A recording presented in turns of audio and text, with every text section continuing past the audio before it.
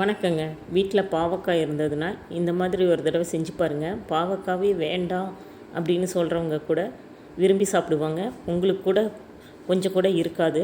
வாங்க எப்படி செய்கிறது அப்படின்னு பார்க்கலாம். அதுக்கு பாவக்காவை நல்லா கழுவிட்டு இந்த மாதிரி ரவுண்டாக கட் பண்ணி எடுத்துக்கலாம். இப்போ ஒரு பாத்திரத்தை வச்சுட்டு நம்ம கட் பண்ண பாவக்காவை சேர்த்துக்கலாம்.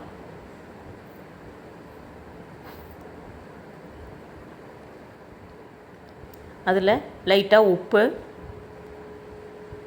கொஞ்சம் மஞ்சத்தூள் சேர்த்து தேவையான அளவு தண்ணி ஊற்றி ஒரு அரை வேக்காடு வேக வைக்கலாங்க.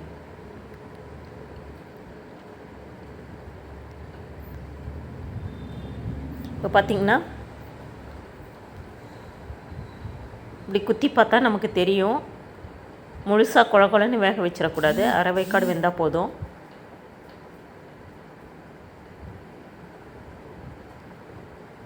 இப்போ தண்ணியை வடித்து எடுத்துக்கலாம்.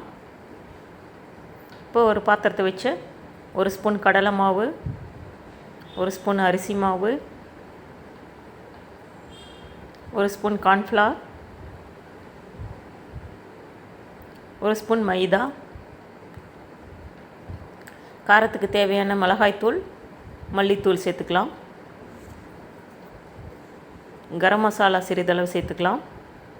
கொஞ்சமாக மஞ்சத்தூள், உப்பு, நம்ம ஏற்கனவே காயில் உப்பு போட்டு வேக வச்சுருக்கோம், அதுக்கு தகுந்தபடி சேர்த்துக்கோங்க.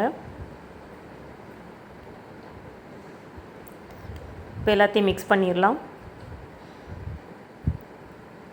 இதில் சிறிதளவு இஞ்சி பூண்டு பேஸ்ட்டு, அதையும் மிக்ஸ் பண்ணிக்கலாம்.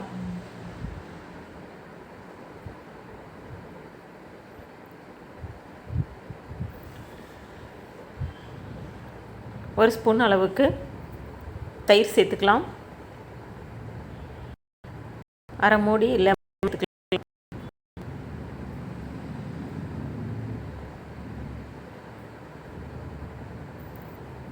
இப்போ எல்லாத்தையும் ஒன்றா சேர்த்து மிக்ஸ் பண்ணலாம்.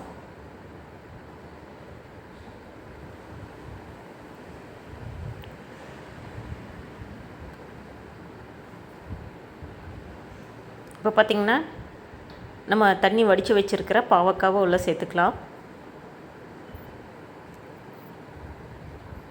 பாவக்காய் சேர்த்ததுக்கப்புறம் தண்ணி எதுவும் சேர்க்க வேண்டாம், ஏன்னா அதுலேயே ஈரம் இருக்கும்.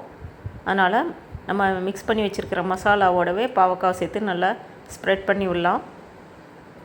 தேவைப்பட்டால் மட்டும் கொஞ்சமாக இந்த மாதிரி தச்சுக்கலாம்.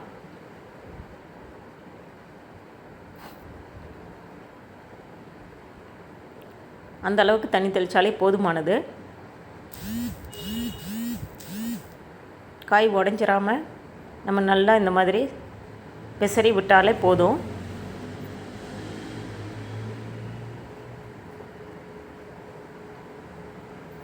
அவ்வளோதான், எல்லா பக்கமும் மசாலா சேர்ந்துருச்சு.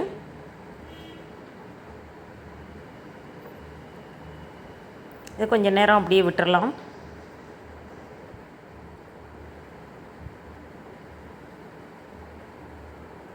இப்போ ஒரு வாணலி அடுப்பில் வச்சுட்டு கொஞ்சமாக எண்ணெய் சேர்த்துக்கலாம். இதுக்கு நிறைய எண்ணெய் தேவைப்படாது.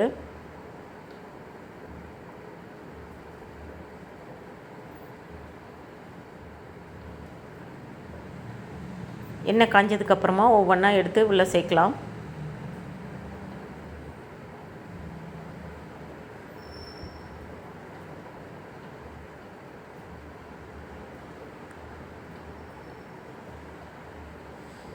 நமக்கு எந்த அளவுக்கு தேவையோ அந்த அளவுக்கு மட்டும் உள்ளே சேர்த்துக்கலாம்.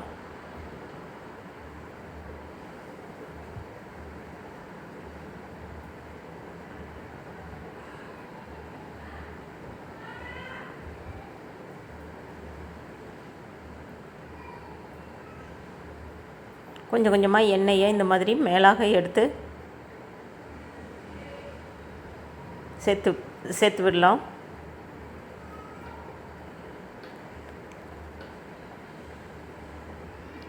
ஒரு 2 நிமிஷம் வெயிட் பண்ணிவிட்டு அடுத்த பக்கம் திருப்பி போடலாம்.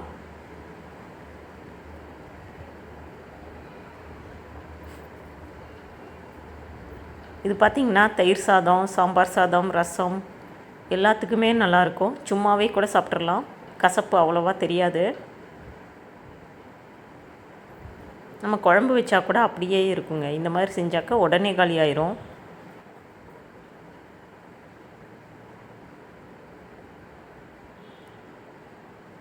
அப்பப்போ 2 பக்கமும் திருப்பி திருப்பி போடலாம்.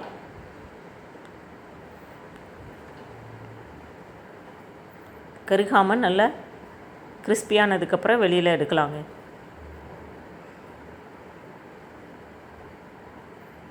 நம்ம கரண்டியில் தொடும்போதே தெரியும்.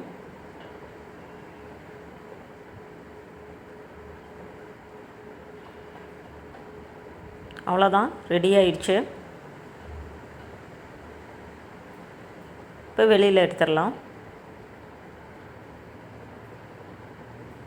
இந்த வீடியோ உங்களுக்கு பிடிச்சிருந்ததுன்னா லைக் பண்ணுங்கள், ஷேர் பண்ணுங்கள், சப்ஸ்கிரைப் பண்ணுங்கள். நீங்களும் இதே மாதிரி செஞ்சு பாருங்கள், எப்படி வந்தது அப்படின்னு சொல்லுங்கள்.